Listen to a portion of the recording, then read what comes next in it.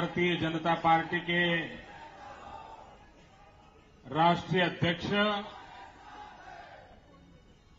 आदरणीय राजनाथ सिंह जी, गोवा के लोकप्रिय मुख्यमंत्री श्रीमान मनोहर जी, उप मुख्यमंत्री जी श्रीमान अरुण जी, मंचावर बसलेले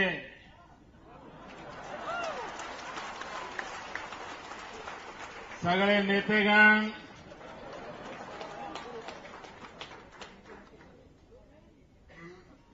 गोवांचे कार्यकर्ता बंधू भगिनी, नमस्कार. कसे काय? मजेत का? मजामा.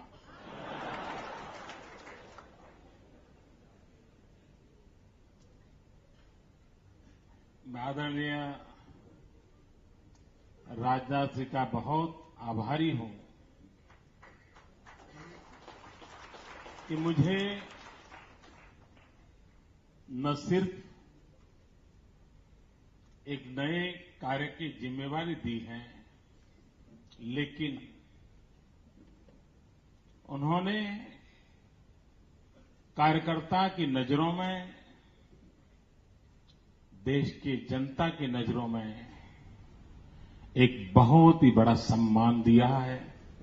मैं उनका बहुत बहुत आभारी हूं.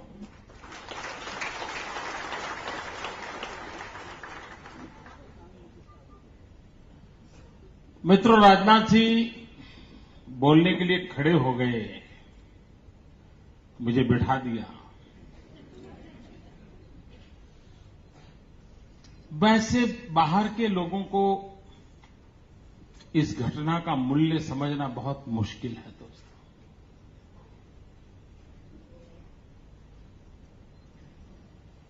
सिर्फ पद होने पर व्यक्ति ऐसा नहीं करता है,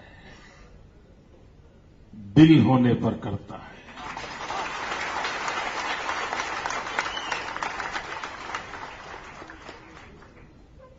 और ये जो दरिया दिली की जिसको कहें, वो माननीय अध्यक्ष जी ने दिखाई है. और यही चीज है जो हमें दिन रात दौड़ने के लिए ताकत देती है. आखिरकार हम सब कार्यकर्ता हैं, और एक कार्यकर्ता के नाते हमें जब जो दायित्व मिलता है, उस दायित्व को जी जान से करना, पूरी शक्ति झोंक देना.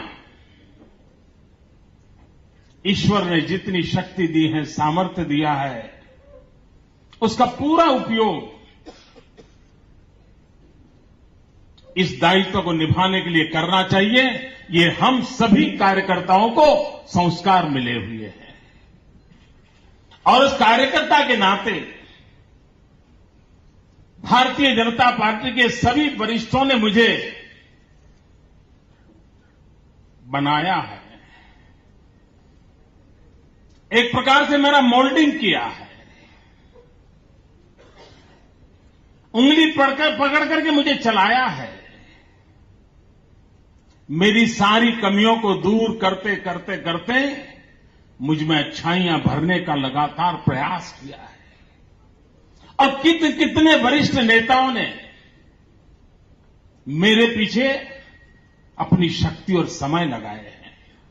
कभी कभी तो मुझे लगता है कि इस पार्टी के वरिष्ठ नेताओं ने जितना शक्ति और समय अपने बच्चों को दिया होगा, उससे ज्यादा मुझे दिया है और मेरा लालन पालन किया है, मेरा मोल्डिंग किया है. और ये जो संस्कार मिले हैं, उस पर मेरा कोई अधिकार नहीं है. ये जो क्षमता मिली है, इस पर मेरा अधिकार नहीं है. इस पर अधिकार अगर सबसे पहले कोई इसका है तो भारतीय जनता पार्टी के लाखों कार्यकर्ताओं का है.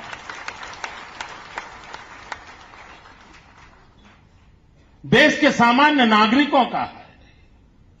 और आज इस पद को प्राप्त करने के बाद मैं जब पहली बार आप सबके बीच आया हूं, तब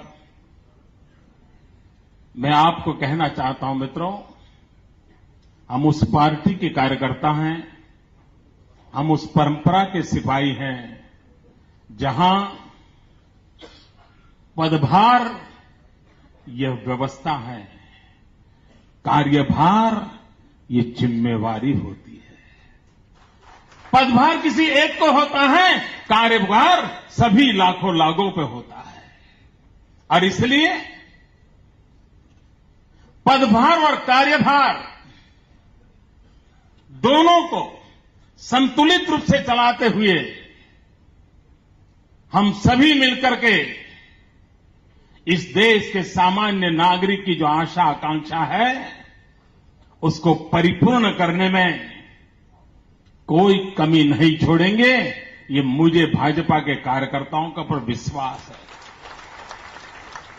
मित्रों, मुझे भाजपा के कार्यकर्ताओं पर विश्वास इसलिए है, एक समय था जब गोवा में भारतीय जनता पार्टी के कार्यकर्ता जी जान से लगते थे। स्वतंत्र गोवा के आंदोलन में जगन्नाथराव जोशी जैसे महापुरुषों ने जुल्म सहे थे, जेलों में जिंदगी गुजारी थी, और भारतीय जनसंघ का उस जमाने का कार्यकर्ता इस गोवा की आजादी के लिए जी जान से खपा रहता था। मित्र, अब तब कहां पता था कि हम कभी इस राज्य के भाग्य के नियंता भी बन सकते हैं। जब हमारी जमानतें जब्त होती थी, उम्मीदवार ढूंढने के लिए जाना पड़ता था, तब भी भारत मां की जय कह करके ये हजारों कार्यकर्ता दिन रात लगे रहते थे। यह पूंजी किसके पास है? आज केरल में देखें, नागालैंड, मिजोरम, त्रिपुरा में देखें, मित्रों, कहीं और कहीं हमारे कार्यकर्ताओं ने जिंदगी गंवाई है, उनको मौत के घाट उतार दिया गया, हमें अपने विचारों से विचलित करने का प्रयास किया गया, लेकिन उसके बावजूद भी न भारतीय जनसंघ का या भारतीय जनता पार्टी का कार्यकर्ता न उसने रुकने का नाम लिया, न उसने थकने का नाम लिया, न उसने झुकने का नाम लिया। यही तो विरासत है जिसको लेकर के हम आगे बढ़ रहे हैं। और इसलिए भाइयों बहनों, हमारे कार्यकर्ता नाम की जो व्यवस्था है, कार्यकर्ता नाम का हमारे पास पद जो है, और यहां जिला कक्षा के कार्यकर्ताओं को बुलाया गया है। ये जिला स्तर के कार्यकर्ता जब मेरे सामने बैठे हैं, तब ये पार्टी में ऐसे अनेक लोग होंगे जिनका कभी अखबार में नाम नहीं छपा होगा, ऐसे अनेक लोग होंगे जिनका चेहरा कभी टीवी पर दिखाई नहीं दिया होगा, अनेक लोग होंगे जिनकी पहचान तक नहीं होगी, लेकिन 2-2, 3-3 पीढ़ी से पूरा का पूरा परिवार भारत मां की जय करते करते अपना परिवार लुटाता रहा है, तब जाकर के पार्टी बनी।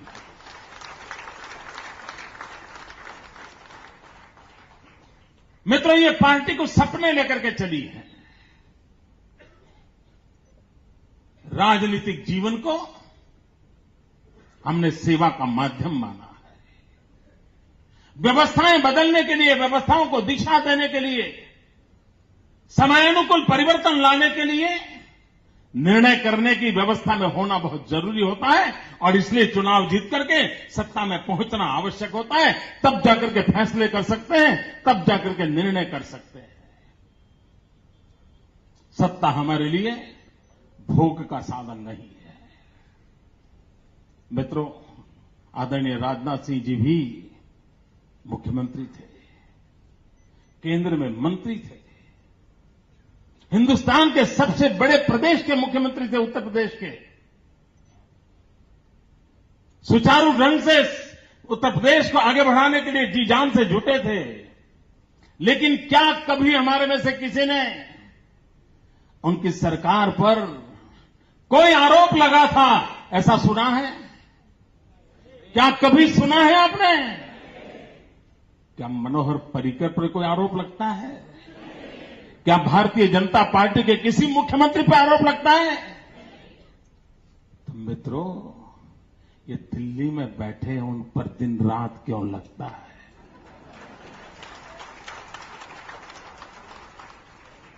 क्या कारण है? और उनको कोई परवाह भी नहीं है मित्रों। वे करप्शन प्रूफ हो चुके हैं। उनको इसका कोई असर ही नहीं होता है। और हंसी मजाक में निकाल देते हैं मित्रों। और कितनी बेशर्मी तो देखो, अरबों खरबों रुपया खर्च करके टीवी पे एडवर्टाइजमेंट दे रहे हैं। भारत के निर्माण पे हक है मेरा। लोग कहते हैं भारत के निर्माण पे शक है मेरा।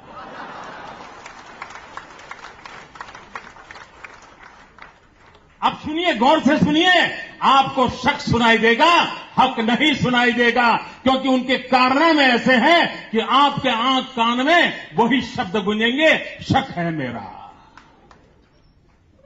ये काम किया है इन्होंने मित्रों। अभी अरुण जी कह रहे थे, well beginning half done, well begin half done. मैं कहता हूं वेल बिगन हाफ वन।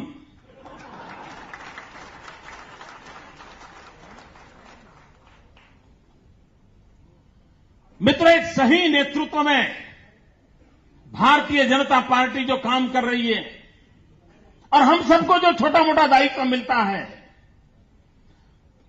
जिसके जिम्मे जो काम आएगा, उस काम को इतने गर्व से, इतनी मेहनत से हम करेंगे कि राजनाथ सिंह जी ने जो सपने देखे होंगे, जो डिजाइन बनाई होगी, उसको हम परिपूर्ण करके रहेंगे। इस विश्वास के साथ आगे बढ़ेंगे।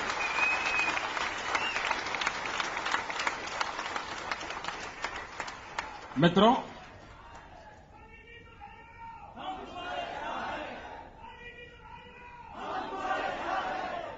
ये दिल्ली में जो सरकार है,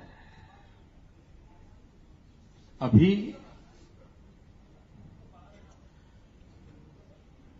क्या समस्या है भाई आपको?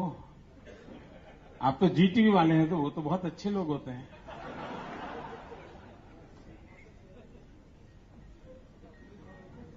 वैसे सब अच्छे होते हैं, वरना कल एक स्टोरी चलेगी, ब्रेकिंग न्यूज।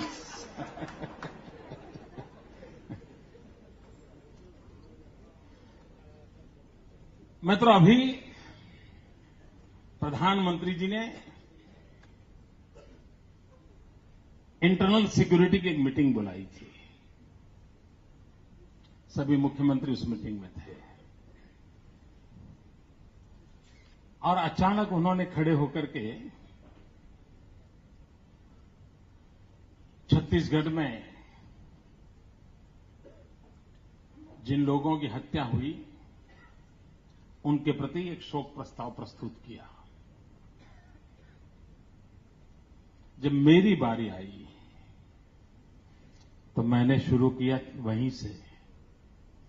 मैंने कहा कि प्रधानमंत्री जी, गृह मंत्री जी, सब लोगों ने आज अपनी बातचीत का प्रारंभ छत्तीसगढ़ से किया है और मृतात्माओं के प्रति श्रद्धांजलि के भाव प्रकट किए हैं। मैं भी उसमें मेरा स्वर मिलाता हूं, लेकिन साथ साथ छत्तीसगढ़ में सामान्य मानवी की रक्षा करते करते जो शहीद हुए, उन पुलिस के जवानों के लिए भी मैं अपने श्रद्धा सुमन अर्पित करता हूं। मैंने कहा मैं इसके साथ साथ हिंदुस्तान के 2 सिपाहियों के सर काट के ले गए हैं, उन शहीद सिपाहियों के प्रति भी अपने श्रद्धा सुमन अर्पित करता हूं। मैंने कहा इतना ही नहीं, केरल के मछुआरे जिनको विदेशियों ने आकर के गोलियों से भून दिया, मैं उन शहीद मछुआरों के प्रति भी अपने श्रद्धा सुमन अर्पित करता हूं।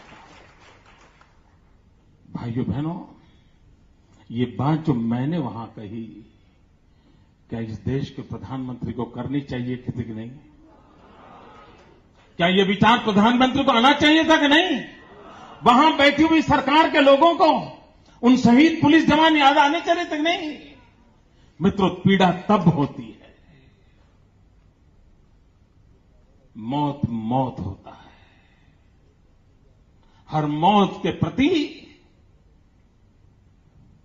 वही पीड़ा होनी चाहिए, वही आदर होना चाहिए। लेकिन दुर्भाग्य से दिल्ली में एक ऐसी सरकार बैठी है जिससे आप न कोई अपेक्षा कर सकते हैं, जिस पर आप न कोई भरोसा कर सकते हैं। और मित्रों, दुनिया में भरोसा सबसे बड़ी ताकत होती है। 1-2 साल का छोटा बालक कुछ भी अगर समझता नहीं है, लेकिन उसके पिताजी उसको एक खिड़की पर खड़ा कर दें और उस बच्चे को कहें कि बेटे कूद जाओ, वो बच्चा समझ हो या न हो, लेकिन बाप के प्रति भरोसा होता है, वो कूदता है और बाप उसको पकड़ लेता है। भरोसा नाम की चीज जो है वो सारे तंत्र को चलाती है मित्रों। और एक बार भरोसा खत्म हो जाए, आप घर से ऑफिस से घर निकले हो और अगर आपको भरोसा न हो कि घर में खाना पका होगा कि नहीं पका होगा, तो आप जरूर बाजार से कुछ थैले में लेकर के जाओगे। क्यों? पता नहीं पका होगा कि नहीं पका होगा। जब भरोसा टूट जाता है तब लोग और रास्ते ढूंढते हैं। आज देश में भरोसा टूट चुका है। इतना ही नहीं, हर पल प्रति पल एक के बाद ऐसी घटनाएं घट रही हैं जिसमें देश का भरोसा टूटता ही जा रहा है, टूटता ही जा रहा है। आज दिल्ली के अंदर एक जवान बेटी जब घर से बाहर गई हो और शाम को 6 बजे से पहले अगर घर न लौट पाए तो मां बाप का वो घंटे 2 घंटे का समय इतने संकट से गुजरता है, उसको भरोसा नहीं बेटी वापस लौटेगी कि नहीं लौटेगी। किसान अपनी फसल पैदा करता है, उसे भरोसा नहीं है कि पैदावार के बाद भी दाम मिलेंगे कि नहीं मिलेंगे। ये कब नीतियां बदल दे पता नहीं मित्र, आधी रात में नीतियां बदल देते हैं। और किसके लिए बदलते हैं वो भी बाद में जब सुप्रीम कोर्ट डंडा मारती है तब पता चलता है क्यों बदला था। ये हाल है मित्रों। मेरे जीवन में गोवा अब एक विशेष स्थान पा लिया है। अखबार भी लगातार लिख रहे हैं कि मोदी के जीवन में गोवा बहुत लकी है।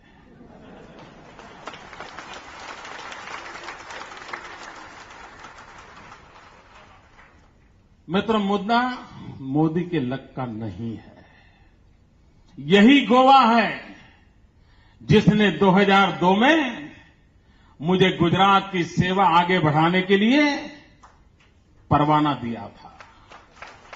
और उसका नतीजा ये आया कि आज गुजरात चाइना के साथ स्पर्धा करने लगा है। अगर गोवा ने मुझे वो परवाना न दिया होता तो शायद मेरा गुजरात उसकी सेवा करने का मुझे सौभाग्य न मिला होता।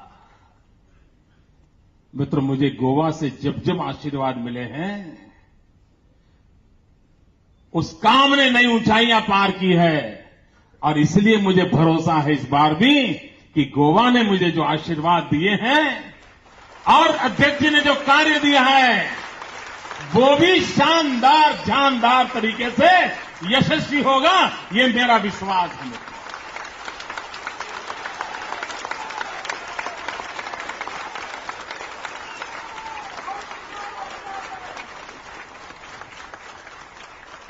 मित्रों, दिल्ली की सरकार वो हिंदुस्तान के संघीय ढांचे को स्वीकार करने के लिए मूड में नहीं है। जब तक, और उनकी मानसिकता को समझने की आवश्यकता है। और मैं इस देश के पॉलिटिकल पंडितों को, डिबेट करने वाले महाशयों से, राजनीतिक दृष्टिकोण से एनालिसिस करने वाले महापुरुषों से मैं इस मुद्दे पर चाहूंगा कि आगे चर्चा हो देश में, उस बात को आगे बढ़ाएं।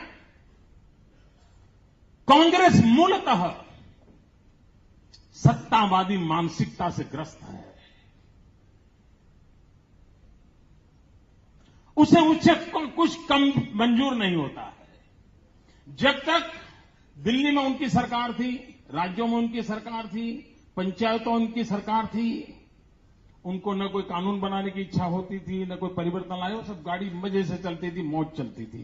पंचायत से पार्लियामेंट तक उन्हीं का झंडा फहरता था, कोई परवाह नहीं, चलते रहते थे। लेकिन जब राज्यों में दूसरे दलों की सरकार चुनना शुरू हुआ, खास करके 1967 के बाद एसवीडी की गवर्नमेंट्स बनना शुरू हुआ, आप इतिहास देख लीजिए। जब विरोधी दलों की सरकारें बनी तो उन्होंने आर्टिकल 356 का बेफाम तरीके से, अनाप शनाप तरीके से दुरुपयोग किया और हिंदुस्तान में विपक्ष की किसी सरकार को 5 साल तक काम करने का अवसर नहीं दिया, मजबूर किया, उसको तोड़ दिया। धारा 356 का दुरुपयोग किया। उसके बाद उन्होंने क्या किया? अगर धारा 356 की कब्जाएं हो रही हैं, जरा ज्यादा आलोचना हो रही है, तो उन्होंने विरोधी दल को शाम दाम दंड भेद लोभ लालच सीबीआई फीबीआई जो है सबका उपयोग करके उन दलों को तोड़ा, उनके लोगों को उठा करके किधर ले आए, सरकारों को चलने नहीं दिया। राजभवनों को उन्होंने कांग्रेस भवन बना दिए। वो किसी विचार को, किसी व्यवस्था को, किसी परिवर्तन को स्वीकार करने की उनकी मानसिकता नहीं है। मित्रों, जो करेंगे हम ही करेंगे, किसी को करने नहीं देंगे, आने नहीं देंगे, कोशिश की तो उसको खत्म करके रहेंगे, यही कारनामे उनके चलते रहेंगे। और अब जब 356 लगाना मुश्किल हो रहा है, दल बदलू का कानून आने के बाद वो कठिन हो गया है, तो तीसरा उपाय उठाया है, हर किसी के पीछे सीबीआई छोड़ दो। अब देखिए, इस देश के विपक्ष के कोई नेता ऐसे बाकी नहीं है जो सरकार में हो और इन्होंने उस पर सीबीआई छोड़ी ना हो। क्यों? दबाना, दबोचना, और ये चीजें उनकी लोकतंत्र के प्रति अनास्था को प्रकट करती हैं। उनका लोकतंत्र में कोई भरोसा नहीं है। वे राजनीतिक दलों को सम्मान के साथ देखने के लिए तैयार नहीं है, और तब जाकर के ये परिस्थिति पैदा होती है। संस्थाओं को तोड़ना, संस्थाओं को मरोड़ना, और संस्थाएं अगर टूटती नहीं है तो एक के ऊपर दूसरे को बिठा देना, ये एक नई चाल चालू हुई है। हिंदुस्तान में प्लानिंग कमीशन के चेयरमैन देश के प्रधानमंत्री होते हैं।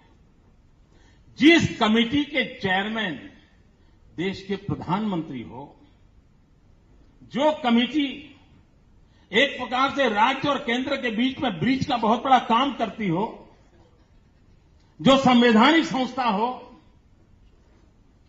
उसका भी अनादर करना और प्लानिंग कमीशन के ऊपर हिंदुस्तान ने कभी सोचा नहीं, माना नहीं, कल्पना नहीं की, वैसा एक एनएसी बिठा दिया। एक प्रकार से पिछले 50 साल से जो संस्था कुछ न कुछ करने का प्रयास कर रही थी, जिसके चेयरमैन प्रधानमंत्री थे, उस संस्था को एक प्रकार से नाम मात्र की बनाकर उन्होंने छोड़ दिया और उस पर एनएसी बिठा दिया, नेशनल एडवाइजरी काउंसिल। और वो उसके चेयरपर्सन कौन? तो मैडम तो फिर प्रधानमंत्री बनाने की जरूरत क्या थी भाई? इतनी बड़ी कैबिनेट बनाने की जरूरत क्या थी? प्लानिंग कमीशन बनाने की जरूरत थी? इतने अरबों खरबों रुपये देश की खर्च करने की जरूरत क्या थी? और एनएसी भी कैसा? मैंने प्रधानमंत्री के सामने आंख में आंख मिला करके सीधा सवाल करते हुए अभी भाषण में कहा था उनको, रूबरू में वो हाजिर थे। मैंने कहा साहब मुझे बताइए, आप कहते हैं माओवाद खत्म होना चाहिए, आपके भाषण में उल्लेख किया है। माओवाद एक बहुत बड़ी चुनौती है आपने कहा है। और मैंने प्रधानमंत्री जी को कहा, पशुपति से लेकर के तिरुपति तक एक रेड कॉरिडोर आज रक्त रंजीन होता जा रहा है। ये रक्त रंजित हो रहा रेड कॉरिडोर आए दिन निर्दोष लोगों को मौत के घाट उतार दिया जा रहा है। भले भोले निर्दोष नौजवान हाथ में बंदूक उठाने का शौक जग रहा है। देश तबाही के कंगार पर जाके खड़ा है और आप सिवाय बयान कुछ नहीं कर सकते, क्योंकि आपके इरादे नेक नहीं है। तो पूरे हाउस में सन्नाटा हो गया। और मैंने कहा मुझे बताइए, अगर आप, और भाइयों बहनों ये गंभीरता से सुनिए और हर गांव गली में बात पहुंचाइए। मैंने प्रधानमंत्री को सीधा सीधा पूछा, मुझे बताइए प्रधानमंत्री जी, आपकी नेशनल एडवाइजर काउंसिल जो है मैडम सोनिया जी जिसके अध्यक्षा हैं, उस एक एनआईसी के मेंबर, एनएससी के मेंबर, उसका एक एनजीओ चलता है, उस एनजीओ की एक अध्यक्षा माओवादी गतिविधियों के कारण जेल में थी और एक कलेक्टर को किडनैप किया गया था, आपको याद होगा। उस कलेक्टर को किडनैप किया गया था, उसके बदले में जिन लोगों को छोड़ने की मांग की गई थी, उसमें ये आपके प्रधानमंत्री के साथ जुड़ी हुई मैडम सोनिया जी के एनएसी के मेंबर के एनजीओ की अध्यक्षा थी। अगर उस अध्यक्षा जो इस प्रकार की गतिविधि में लगी हुई है और वो एनजीओ चलाने वाला व्यक्ति एनएसी में बैठा हो, तो आप कैसे देश को भरोसा दोगे कि आप माओवाद के खिलाफ लड़ना चाहते? ये संभव है क्या मित्रों?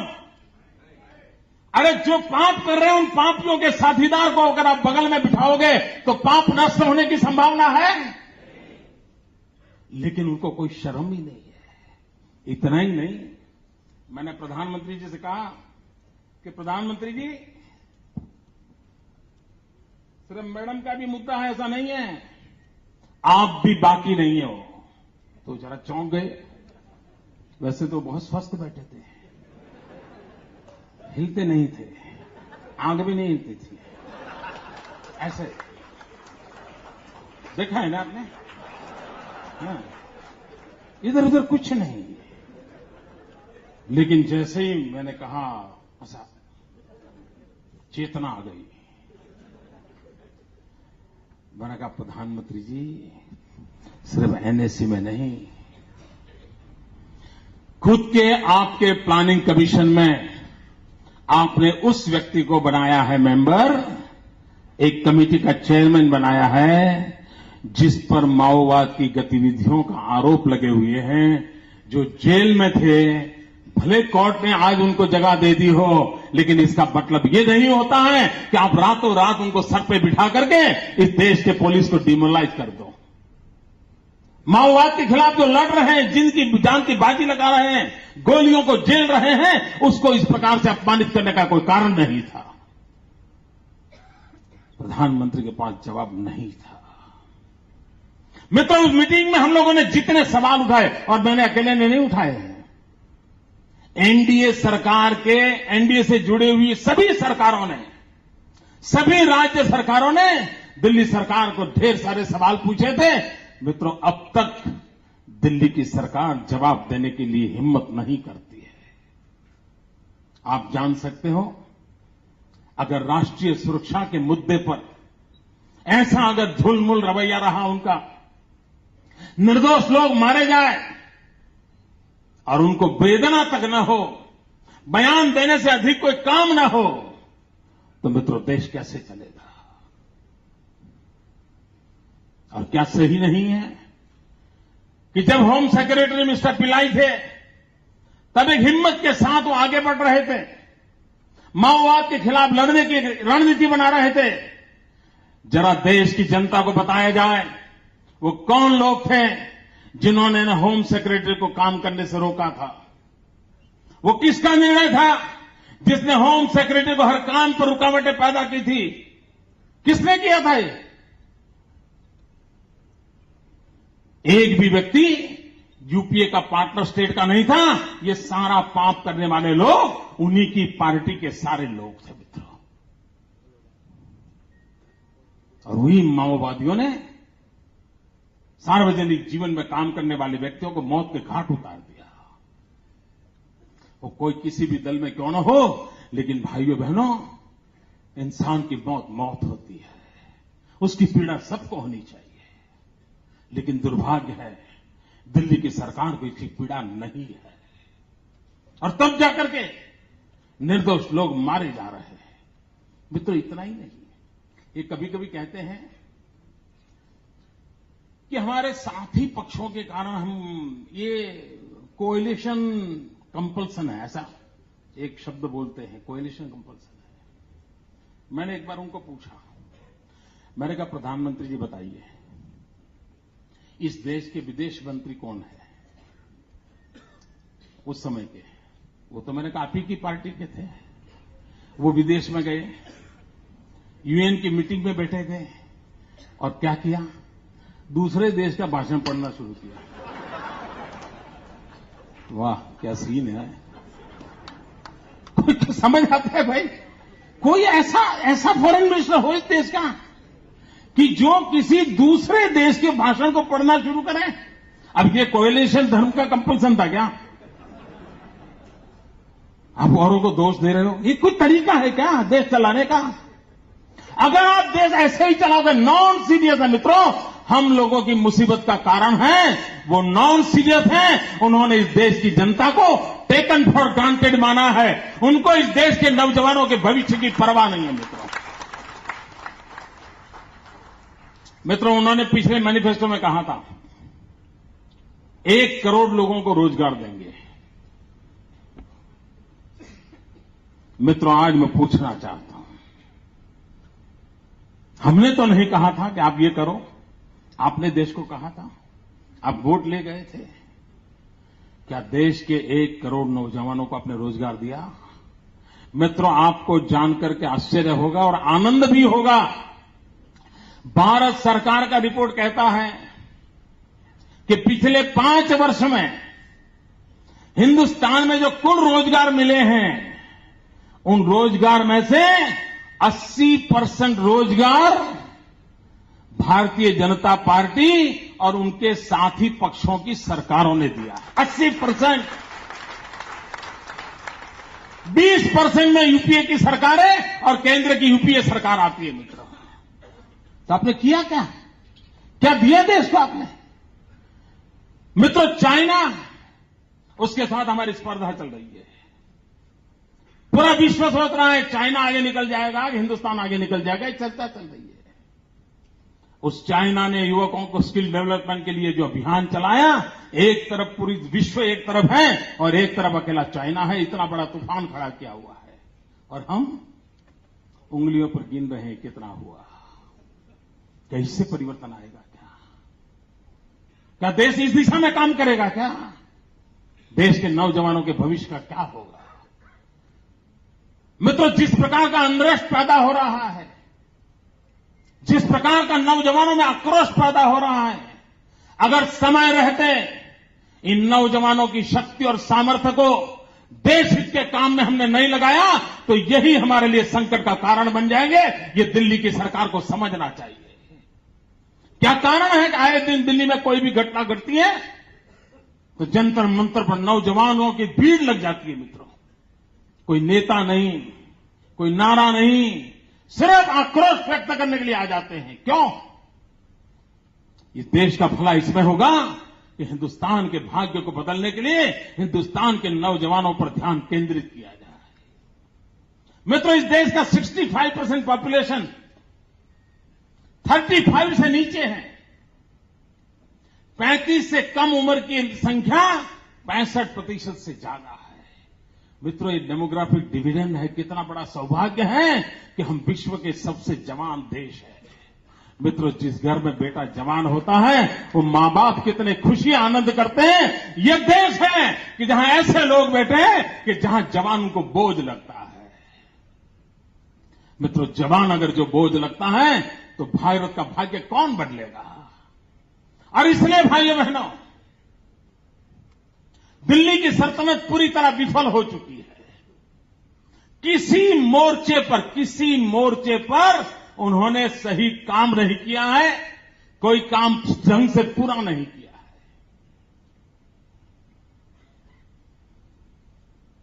मित्रों, ये हमारा दायित्व बनता है कि हम इस देश को ऐसी सरकार से बचाएं। अटल जी की सरकार थी। 21वीं सदी के प्रारंभ के 2-3 साल अटल जी के नेतृत्व में देश आगे बढ़ रहा था। और आप सब याद कीजिए मित्रों, सिर्फ हम भाजपा के कार्यकर्ता इसलिए याद करिए ऐसा नहीं, आप उस समय के कोई भी मीडिया के अखबार उठा लीजिए। एक विश्वास पैदा हुआ था। 21वीं सदी के पहले 3 वर्ष एक आशाबंदी थी। चलो यार, देश खड़ा हो रहा है, देश अब चलने लगा है, देखते ही देखते देश दौड़ने लग जाएगा। ये चारों तरफ एक पॉजिटिव वातावरण, एक पॉजिटिव फीलिंग, ये चारों तरफ नजर आ रहा था। मित्रों, अचानक 2004 में इन लोगों के आने के बाद जो नैया ऐसी गहरी डूबती चली गई। अब तो देखना पड़ता है कि 21वीं सदी कहां है और हम कहां हैं। ये हालत देश की बन चुकी है। मित्रों, भारत को असहाय नहीं छोड़ा जा सकता। देश के नौजवानों के भविष्य को असुरक्षित नहीं किया जा सकता है। देश की माताएं बहनें, उनके भी सपने होते हैं। आज से 25 साल पहले बहनों की सोच और आज की सोच में बहुत बड़ा अंतर है। वो दुनिया को देखने समझने लगी है, उसके भीतर भी एस्पिरेशंस पैदा हुए हैं। वो निर्णय प्रक्रिया में हिस्सेदारी चाहती है, वो राष्ट्र के विकास में जुड़ना चाहती है। लेकिन दिल्ली की सल्तनत के पास 100 करोड़ से अधिक ये देश, जिसकी 50% जनसंख्या हमारी माताएं बहनें हैं, उनके लिए दिल्ली की सल्तनत को कोई फुर्सत नहीं है देखने की। मित्रों, और इसलिए मैं कहता हूं कि हमारे लिए एक राज्य सत्ता के परिवर्तन का एजेंडा नहीं है, हमारे लिए राष्ट्र निर्माण का एजेंडा है। हमारे लिए कुर्सी पाना एजेंडा नहीं है भाजपा के लिए। हमारे लिए एजेंडा है राष्ट्र के कोटि-कोटि नागरिकों को सम्मान वापस दिलाना, राष्ट्र के कोटि-कोटि नागरिकों को एक विश्वास वापस दिलाना, राष्ट्र के कोटि-कोटि नागरिकों में फिर से एक बार भरोसा पैदा करना। ये सपना लेकर के हम जी जान से जुटने के लिए निकलना है। मित्रों, चुनाव, उसमें प्रचार अभियान का भी महत्व होता है, व्यवस्था तंत्र का भी महत्व होता है और रणनीति का भी महत्व होता है। और तीनों एक ढंग से जब चलते हैं तब परिणाम मिलता है। कांग्रेस ने इतने पाप किए हैं कि जनता को कांग्रेस को हटाओ, ये समझाने के लिए बहुत मेहनत पड़ी, ऐसा नहीं है। अभी हमारे यहां 6 उपचुनाव हुए, 4 विधानसभा के और 2 लोकसभा के, और 6 की 6 सीटें कांग्रेस की थी और जमाने से कांग्रेस का कब्जा था। जनता इतनी नाराज है इन लोगों पर, सब साफ कर दिया सब। और मार्जिन भी इतना दिया है कि मित्रों, कांग्रेस के लोग समझ नहीं पाएंगे कि जनता का मिजाज क्या है। भाइयों बहनों, हम इस बात को लेकर के चलें, हम अखबार में दिखें या न दिखें, टीवी पर चमके या न चमके, हम कोशिश करें जनता जनार्दन के दिलों में हमारी जगह बन जाए। दोस्तों, एक बार उस सपने को लेकर के हम चलेंगे तो राजनाथ जी के नेतृत्व में इस हिंदुस्तान को फिर से एक बार जो काम अटल जी छोड़ के हमारे पास रखा हुआ है, उस काम को हम सब आगे बढ़ाएंगे और हिंदुस्तान को 21वीं सदी के सपनों को साकार करने के लिए पूरे देश में एक परिवर्तन की लहर उठेगी। इसी एक अपेक्षा और सब शुभकामनाओं के साथ और फिर एक बार मनोहर जी को मैं बहुत बहुत बधाई देता हूं, बहुत बहुत शुभकामनाएं देता हूं। मैं जानता हूं मित्रों, मैं भी एक मुख्यमंत्री हूं, वे भी एक मुख्यमंत्री हैं, तो परेशानियां मैं जानता हूं। आप देखिए गोवा में माइंस का कितना बड़ा संकट आया है, सारी एक्टिविटी रोक ली है ना, यही हुआ है ना। ये दिल्ली सरकार है, उसने दो काम करती है। एक, जो कुछ भी है उसको बांटो, इसको दे दो, इसको दे दो। क्यों? क्योंकि कुर्सी वापिस आ जाए। अच्छे काम के लिए रुपये खर्च करने की न उनकी समझ है न करने का इरादा है। और दूसरी तरफ पॉलिसी पैरालिसिस। आप देखिए उनकी नीतियों की ये दुर्दशा के कारण हिंदुस्तान में एक तरफ 30,000 मेगावाट बिजली उत्पन्न करने वाले कारखाने पड़े हुए हैं, फिर भी देश अंधेरे में है। क्यों? कोयला नहीं है। कोयला क्यों नहीं है? कोयला देने की पॉलिसी नहीं है।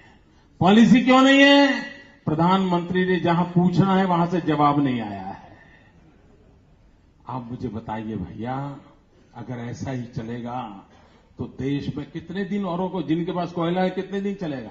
हमारे गुजरात में मित्रों आज हमारी 3,000 से ज्यादा मेगावाट बिजली के कारखाने बंद पड़े हैं। क्यों? कोयला नहीं है, गैस नहीं है। कारण दिल्ली सरकार का निर्णय नहीं है।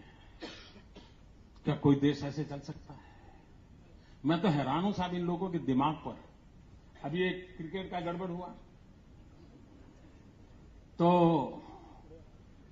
जो महाशय सुप्रीम कोर्ट में वकालत करते थे, सालों तक जिंदगी काला कोट पहन करके बिताई है, वो अचानक टीवी पे आकर के बोलते हैं कि हम इसके लिए कठोर कानून बनाएंगे।